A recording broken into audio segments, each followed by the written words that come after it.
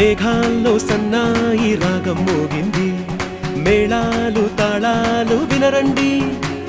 సిరికి శ్రీహరికి కళ్యాణం కానుంది, శ్రీరస్తు శుభమస్తు అనరండి. అచ్చతలు గంటో పెళ్లికి అర్థం చెప్పారంటూ, మెచ్చదగు ముచ్చట ఇది అని సాక్ష్యం చెబుతామంటూ, జనులంతా జై కొట్టేలా జరిపిస్తామండి. అందాల కుందనపు బొమ్మవని జత చేరు